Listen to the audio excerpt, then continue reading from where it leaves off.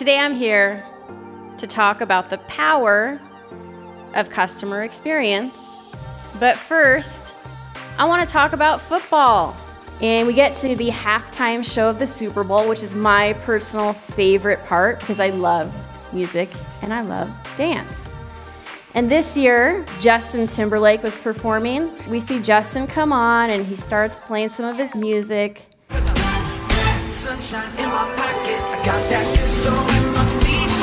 My daughter's moving her baby feet and shimmying. She's only 2. Husband's clapping.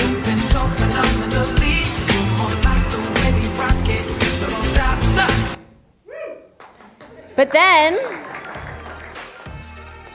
the cable cuts out. The cable cuts out. And all of my guests are looking at me like, Blake, do something. So like a football player, I leap for my cell phone and I grab that thing and I fumble to get the 1-800 number together for 1-800-CABLE. And for the next 10 minutes, I find myself in phone tree hell. I won't ever forget that my daughter and I missed our halftime show dance because our cable cut out and then I was stuck in phone tree hell.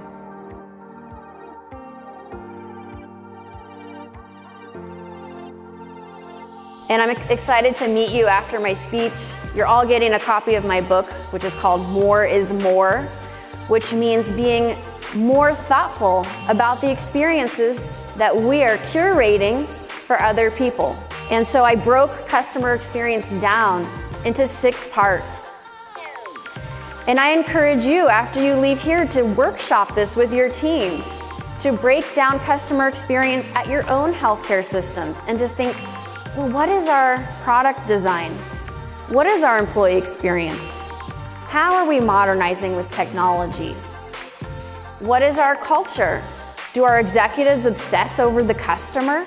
Or do we treat our patients like unwanted guests in our home? How about governance? Because what we measure matters. In your own lives, you all work towards certain metrics. For example, if you want to save money, you've got to look at where your money is going. Or if you want to lose weight, you've got to count your calories and look at physical exercise. And so what about our people?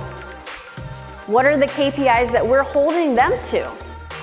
And lastly, disruption and innovation. And so the best things in life and in business happen when we take risks. We invest in the customer relationship, and one way is technology. Because technology isn't everything, but increasingly, it plays a huge role in shaping our most beloved customer experiences. The tougher thing the customer is going through, the bigger the personal disaster, the more important it is for the company to create an experience that makes the customer's life easier and better. Because we don't always do that, do we? We often make life harder on the customer and make it easier on our own brand.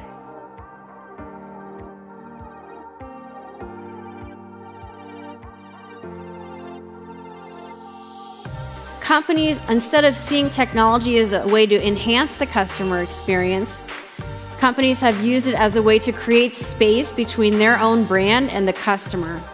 And so we've become technology happy, where we're forgetting what it feels like to be a customer, and we're actually torturing our customers, putting them through these experiences that we personally would not want to have. But now we're seeing some exciting advances in technology, where people are saying, these amazing technologies like Spotify and all these apps and Amazon's approach to customer experience, we can take that and apply it to healthcare. And so you're seeing the consumerization of healthcare. 75% of companies said that their #1 priority was to improve customer experience. So basically, every brand under the sun knows that customer experience is the only way that they're going to differentiate their product or service. Because let's face it, so many of our products and services are largely the same.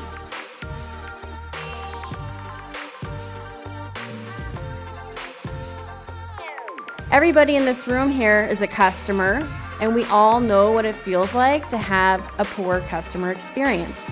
I'm sure if I asked any of you here if you can recall a recent customer service nightmare, you would all raise your hands and gladly tell me something that happened in probably the last week. But I see the phone as actually a huge branding and relationship building opportunity, an opportunity to do more, to step up for the customer. And what's amazing is that even with the emergence of technology, the phone still serves as the go-to channel when something goes wrong in our lives.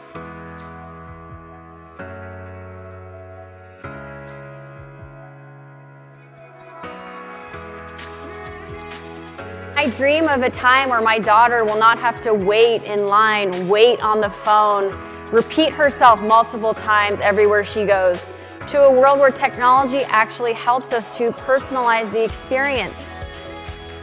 So on one hand, I call my bank and my bank does not know who I am and I have to repeat myself 10 times. And on the other hand, we're having this conversation that robots are going to kill us. But I just want my bank to remember who I am, don't you?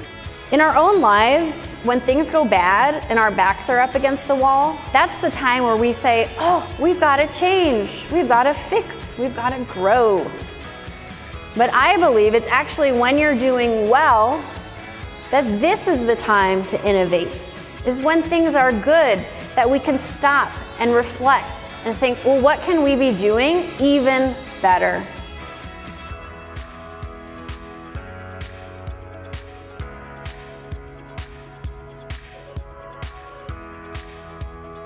How many of you have ever been dumped? Pretty much everyone has been dumped at least once. It's just what happens in life. A customer named Christina got dumped. And she didn't just get dumped, she got dumped by her fiance.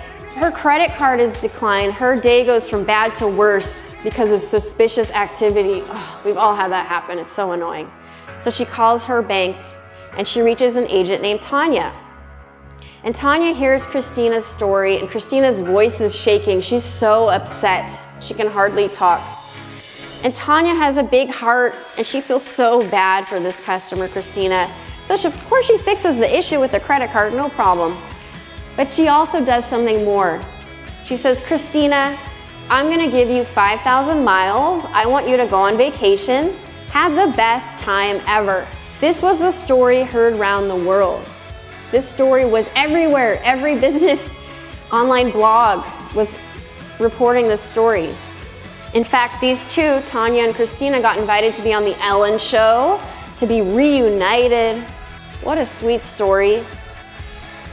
The equivalent for the insurance industry of this customer service sweet fairy tale is your claims department. I mean, can you imagine if, like this customer service department at Capital One that's investing and making marketing for the company by just providing good experiences. Can you imagine if that happened in the claims department? Something that I've noticed in the industry is that people often equate customer experience with customer service, or they think that customer experience sits in your contact center, and that's just simply not so. So as far as the simplification of customer experience, which is actually quite broad and deep, how do you simplify customer experience when it's so broad and deep? And Michael, let's start with you.